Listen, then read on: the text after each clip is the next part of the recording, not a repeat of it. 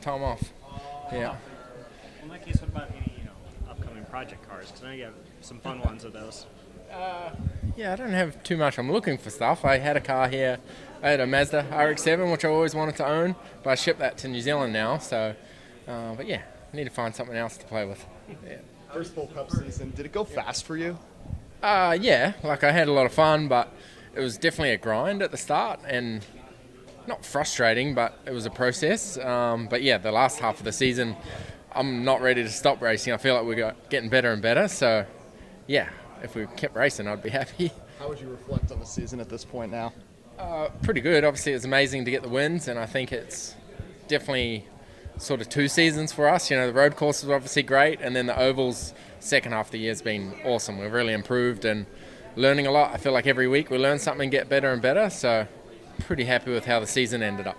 James, talking to Stephen Dorn, he said about New Hampshire seemed to be that turning point for you guys on the ovals. What have you kind of figured out? Yeah, I don't know. I think it's been gradual, but that was the first time we've sort of been up the front and stayed there, and I think we were generally running fifth, which was awesome. So yeah, it's just confidence building. The team's going to a lot of tracks for the second time. I think that's really helped us as well.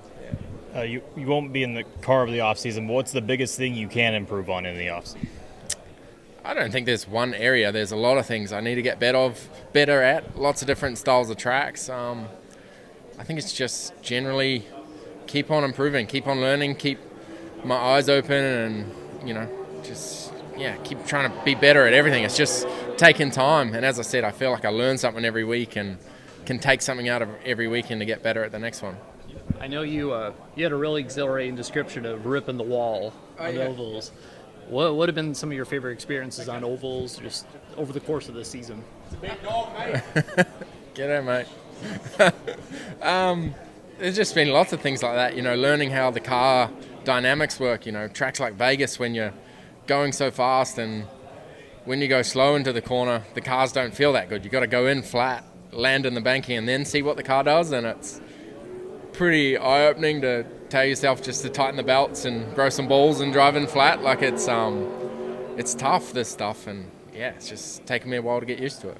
Can you talk a little bit about Daniel's tenure with Trackhouse and your experience with him as a teammate? Yeah, awesome teammate. And right from when I first came over in 23 to race Chicago, just a brilliant person, and enjoyed him as a teammate. And yeah, sad to see him go, but glad to see he's got another ride, and hopefully he can finish this weekend on a high.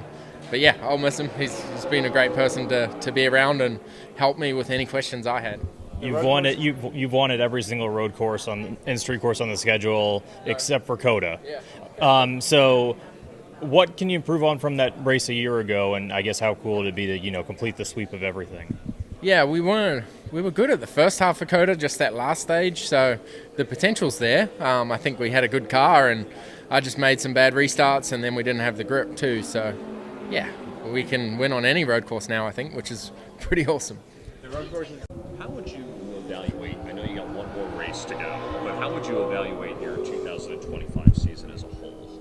Yeah, I thought we've had really good speed, and I think that's the most important. If you have good speed, that'll be sustainable on more than results per se. I think we're like 10th or 11th at stage points, which was one of our goals this year, to improve that. And there's a lot of things. I mean, there's plenty of finishes that were my control, but majority are freak deals or weird things, or just us working on our cars, getting them to get all 500 miles.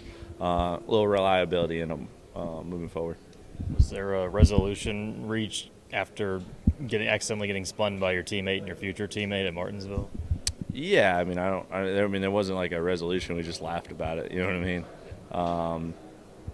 Yeah, I mean, my car, I literally just saw Daniel, and my car shut off down the straightaway, and like he just laughed. He's just like, I thought you were brake checking me. I was like, no, I had no power steering. I had no anything. So we just kind of laughed about it. And I've watched the Brian Vickers 2011 video a lot, so I think that was the racing gods tell me I laughed at that video enough that it was my turn. How would you describe your relationship now with Suarez, and how will that change before next season? Yeah, I mean, it was fine before. I mean, we just laugh a little bit about it now, but I mean, nothing crazy or anything. It was, we just kind of laughed about it. I was just like, yeah, like, I know I do a lot of, sometimes dumb shit, right? And I was like, hey, you don't have, like, we're teammates now. You don't have to fully expect that if I brake check you, just assume it's like unintentional, and so we kind of laughed about it moving forward. He'll be at the company dinner tonight, end of year, and I think everybody's excited to have him in the building. And I think for me especially, I'm just excited to get us a reset and go back to some tracks that we're really good at that we only get to go once a year. So there's a lot of tracks I want to go to again. What's he bring to the table experience-wise for you guys in terms of going forward? I mean, the PR answer is just like, yeah, he's got a lot. But I mean, for me, I don't know that yet. For them, I think it's more our engineers, our crew chiefs, and everything. Our culture, our people, whatever, right? I think that has more effect than anything I could say or do, because I think I would just be lying a little bit. Because I'm just so focused on our deal and just trying to work together. But I'm excited about it.